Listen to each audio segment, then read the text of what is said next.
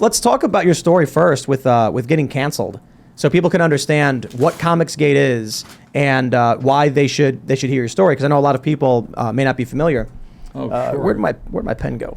Is it this one? That it is. Pen's awesome. So basically, you are responsible for some of the most iconic comic book imagery. I like that. I don't know if it's true, but yeah. Well, so you created Flash's mother, Nora. Well, that's one thing, yeah. No, I know, right? Yeah, but yeah. hold on.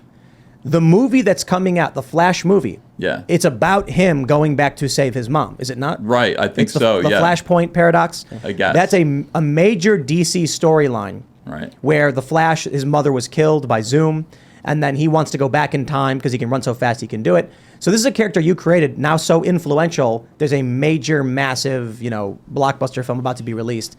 I think that's important context for people to understand the amount of influence you've had on the industry is large. Plus, in the video game that came out a few years ago, Injustice 2, Yeah. Atrocitus is a character who is in it. You can play as him, a character that you created the art for.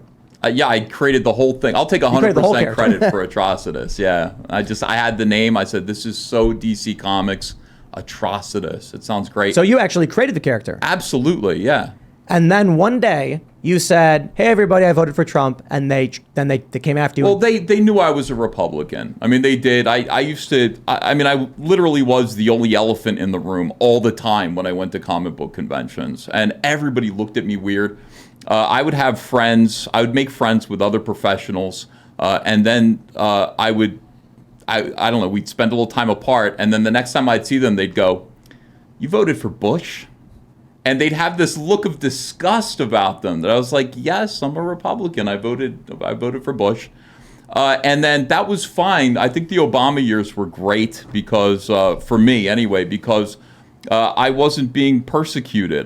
Nobody was worried about anything because Obama was president. They won. And Trump was a joke. I really didn't think much of Trump in 2015, but he won me over by 2016, and I was a fan. And I loved the Pepe memes. I loved all that stuff. Anyway, it was no big deal until Trump actually won. And when Trump won, I just thought, great, it's our turn. Very naive about the culture war. Wore my MAGA hat that was autographed by the president, and I took a nice picture and I tweeted it out. And that's when I started to see messages from my peers saying things like, Ethan's MAGA, Ethan Van Sciver's MAGA. Did you see that? Yeah. Well, I guess he's canceled now, right? Everybody, he's canceled. And I didn't know what that was all about, but there was definitely like rage over this idea that somebody who was a fairly influential artist at DC Comics was a Trump supporter. And I didn't think it was going to, I basically talked to a few of them and kind of said, hey, this is the way, oh God, I'm so naive. I said, this is the way the country moves forward. Right step, left step, basically we all get our turn and hopefully, this is progress. But then I got a message from somebody who said, how could you do this? You voted against all of your queer comrades in comics. How do you understand that our lives are in jeopardy and you voted for that? Don't you care?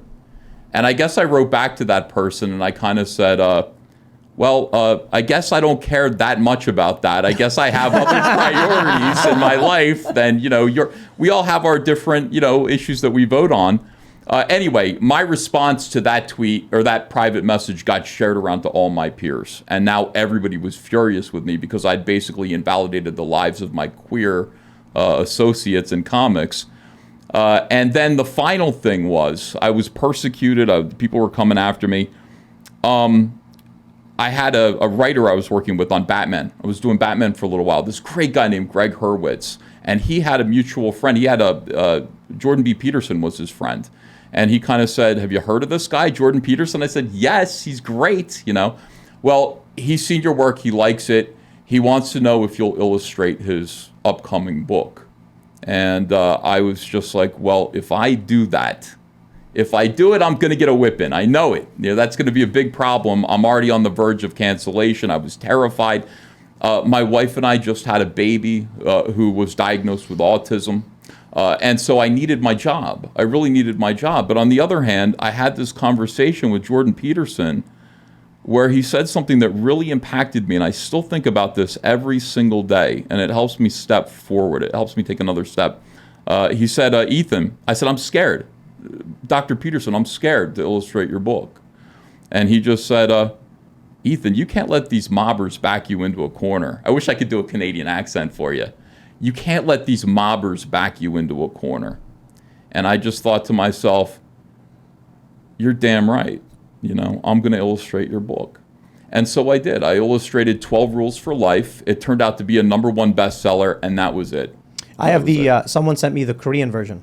Really? Yeah, nice. I guess it was a joke. I can't read Korean. Though it may have burned some bridges, or seems to have, that it launched your career in so many other ways. That book is huge. It was big, but again, it wasn't really my book. It was Jordan Peterson's book, and people just kind of incidentally go, "Oh, your name's in that." Like my little sister Hannah, who's a big fan of yours, she's watching right now. Hi, Hannah. Howdy. You know, she was shocked. She's like, oh, "We love that book. I can't believe my brother illustrated it." Like I just, you know. So in any case, like that, it's more stuff like that. But what it really did was it just kind of like set my feet in stone. Like I am now officially, I guess, a culture warrior. Where I didn't even believe the culture war existed until then. Wow. What year was this? 2017. 2017, and people were calling me a white supremacist and a Nazi and all these things that in 2017 really hurt. You didn't want to be called a Nazi. You didn't want people to think you were racist, but those are the weapons that they use against creative people and pretty much anyone that they want to destroy. Nobody, you can't deny that you're racist. Racism is on a spectrum. So is white supremacy. And if you deny it, that proves it. In a sense, yes, it does. The Kafka trap. You're not even aware that you're racist. Let me explain why you're racist. So it really is a nasty situation. And in any case, DC Comics called me up. And it was, I got to say, DC did the best they could, but they were being swarmed by the media over my existence working there. The thing that leftists do that they're so great at is they have accomplices in the media that will write the articles that you want them to write, that they want them to write. And then those will get published on the Daily Beast or any of these awful websites. And then they'll refer to those articles as proof that you are exactly who they say you are. And then those get referenced in Wikipedia. Your Wikipedia is soon denouncing you as a whatever it is, a white supremacist or whatever they're calling you. Anyway, so that was that. DC Comics called me up, and God bless them. They tried to stand by me as much as they could, but somebody who I really liked there, a friend of the family, called me up, and I said, "Am I okay? Is everything okay?" And I could hear him pouring a drink into a little glass. I could hear the ice, and he just said, "We can't renew your contract." Wow. And he took a big drink, and I was like, I have a child. I have a baby. I have a baby with autism. I need my job. And he said, well, you've got 4 or 5 more issues on your contract, and then that's it. You've got time to find other work, you know. So it was absolutely terrifying. You know what the mistake you made was? What?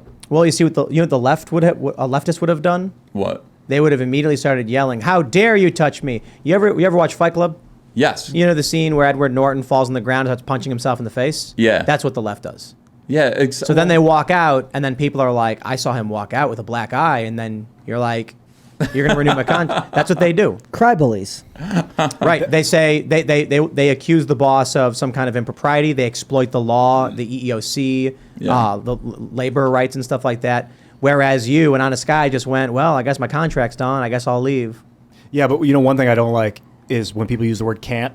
That's really annoying when what it means is I don't want to. We don't want to, but we're like, we can't refer your contract. No, they could. They just chose not to. They could have, but who am I? I mean, DC Comics was in all kinds of trouble. They were trying to sign with AT. I'm making excuses for them. They were trying to sell themselves to AT&T. They were trying to get good press, and the left was deliberately putting all this stuff in the media to make it look like they were employing white supremacists. They really didn't have, as a business, a choice. And I give them a pass. I do, because they've always been good to my family up until the end. And they're still writing me big royalty checks for movies like The Flash that are coming out. Really? So, yeah. That's cool. That's nice. Yeah. Yeah. And Fine. they were barely so with AT&T for like a year before getting AT&T sold again. sold them off. Yeah. Yeah. So I don't answer this if you can't. Okay. I'm curious.